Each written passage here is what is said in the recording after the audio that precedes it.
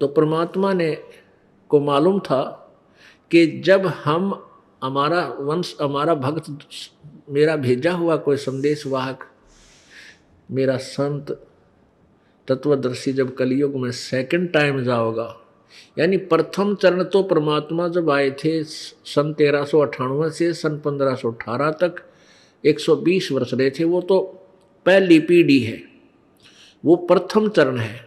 और उस प्रथम चरण में जब भगवान आए थे, जब वाणी लिखवाई थी, कहते हैं 33 अरब ज्ञान हम भाख्या और मूल ज्ञान गुप्त ही राख्या। ये अभी तक ये मूल ज्ञान किसी तक नहीं पहुंचने दिया, लिख सारा रखा है पर किसी की बुद्धि में चढ़ने नहीं दिया। ये कबीर पंथियों को नहीं मालूम ये कौन सी भक्ति मार्ग। जो 12 कबीर पंथ हैं उनको भी यथार्थ भक्ति मार्ग और यथार्थ ज्ञान का बिल्कुल ज्ञान नहीं। अब पुण्यात्माओं, यह और एक समस्या आ गई मेरे सामने कि मैं जब ये दास ये कहता है कि कबीर पंथियों को ज्ञान नहीं, तो फिर ये सोचते हैं भी कमाल की बात है, 600 वर्ष हो गए कबीर साहब के इस पंथ में लगे हुए, जुड़े हुए उन अनुयायियों को, संतों को, क्या उनको ज्ञान नहीं तो रामपाल को ज्ञान हो गया? ये बात समझ में आवा नहीं। पुण्यात्माओं, ये ज्ञान किसी का नौकर नहीं है, ये तो गॉड गिवन है।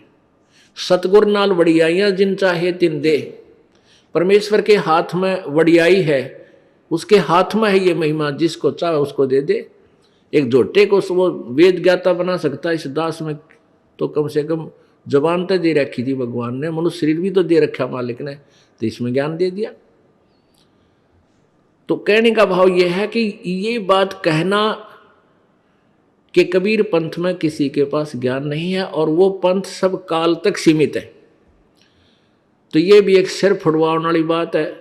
सब नाराज हो जाए, कबीर पंथी भी लाठी ठा ले, अकेले भाई सब कबीर पंथियों को ऐसा कह रहा। दास नहीं कह रहा, कबीर परमात्मा कह रहे।